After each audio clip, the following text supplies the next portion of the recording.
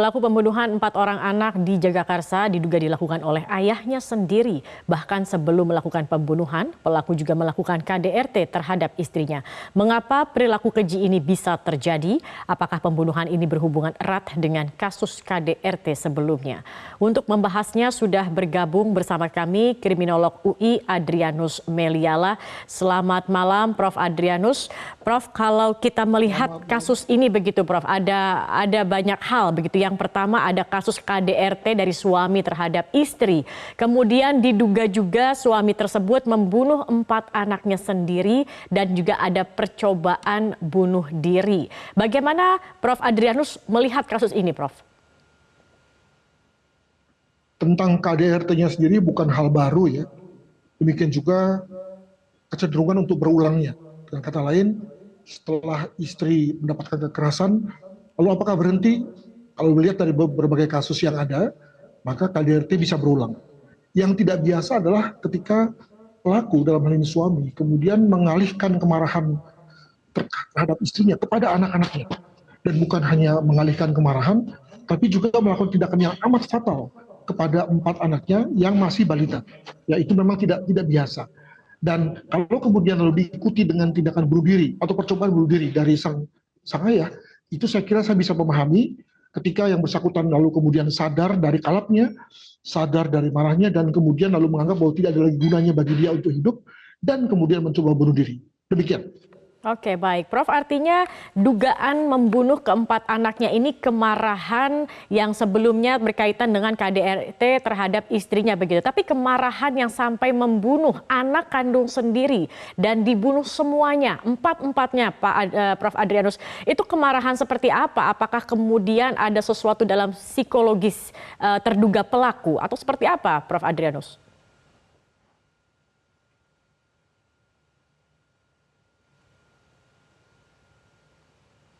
Prof? Ya, ini memang hal yang tidak biasa ya, karena separah-marahnya orang itu lalu umumnya kemudian biasanya melakukan displacement atau pengalihan rasa marah kepada objek-objek yang dianggapnya sebagai aman. Misalnya kalau pria marah, maka kemudian dinding ditinju, lalu kemudian ember dibanting, ya piring dilempar begitu ya. Umumnya kemudian jarang sekali mengalihkan pada anak karena anak itu dianggap sebagai sumber ya cinta kasih dari orang tua. Nah, maka ketika kemudian anak menjadi sumber kemarahan, maka jangan-jangan memang dalam hal konflik antara suami istri itu, memang anaklah yang menjadi isunya. Misalnya, ketika anak itu dianggap sebagai misalnya bukan anak dari sang suami, artinya anak dari sang istri, atau mungkin anak ini dianggap sebagai anak yang lahir di luar perkawinan misalnya, atau anak menjadi isu yang selalu dibawa-bawa setiap kali bertengkar dengan sang istri. Ya, istri mungkin berpendapat bahwa gara-gara punya anak maka kemudian lalu uang makan nggak cukup, ya, atau karena sang istri yang harus bekerja keras padahal sang suami nganggur, ya, maka ini kemudian sejalan dengan tulisan yang dikatakan dalam apa yang ditemukan oleh polisi, puas bunda tadi. Karena tadi mungkin dalam hari ini isu tentang anaklah yang selalu diungkit-ungkit oleh sang istri, ya, hal mana menjadi pemicu pertengkaran di antara mereka. Mungkin begitu. Oke, jadi tulisan puas bunda, thanks for all, Anda menduganya ini ada kaitan, jadi selama ini mungkin terkait mereka berkelahi ataupun juga keributan yang dibuat dalam antara suami dan istri ada kaitannya dengan anak begitu ya Prof. Adrianus ya. Prof. Adrianus, kalau kita melihat begitu kasus KDRT ini sendiri sempat dilaporkan tetapi polisi belum sempat memeriksa terduga pelaku P karena saat itu alasannya harus menjaga 4 anaknya karena istrinya dirawat di rumah sakit setelah KDRT itu terjadi begitu. Sebenarnya ketika ada laporan terkait dengan KDRT, hak perlindungan untuk korban KDRT dalam undang-undang ini seperti apa sih Prof. Adrianus? Apakah juga anak-anak juga seharusnya ada hak untuk dilindungi ketika terjadi kasus KDRT ini sendiri? Saya senang dengan pertanyaan ini karena ini yang justru menjadi pertanyaan banyak orang juga gitu. Jadi laporannya sudah masuk pada hari Sabtu, tapi kemudian polisi hanya memanggil pelaku. Ya, bayangkan lokasi, saya menduga lokasi TKP dengan Polsek Jagakarsa itu kan tidak jauh. Ya, andaikan saja lokasinya itu misalnya di luar Jawa yang termasuk daerah tertinggal ya, di mana tidak ada personil, tidak ada mobil yang bisa datang gitu ya, maka tentu bisa dimengerti kalau polisi hanya memanggil. Tapi ini kan di Jakarta Selatan ya. Dan saya juga menduga bahwa dari laporan yang diberikan oleh keluarga korban pada hari Sabtu, itu kan sudah diceritakan bahwa korban ini sedang ngamuk, bisa merusak, bisa membahayakan orang lain, membawa senjata kalau saya tidak salah gitu ya. Artinya sudah dapat dicurigai sebagai orang berbahaya. Hal mana bisa mencelakakan diri sendiri atau mencelakakan orang lain di sekitarnya. Masa sih itu kemudian tidak bisa direspons dengan datang ke lokasi dan kemudian lalu polisi bisa melihat-lihat situasi dan bisa melakukan langkah-langkah lanjut. Jadi menurut saya polisi terlihat amat minimal, amat normatif ya. Memang tidak salah sih kepolisian, tapi menurut saya perlu dong dalam hal ini Polri menggerakkan ya hati nuraninya bahwa ini bicara soal KDRT.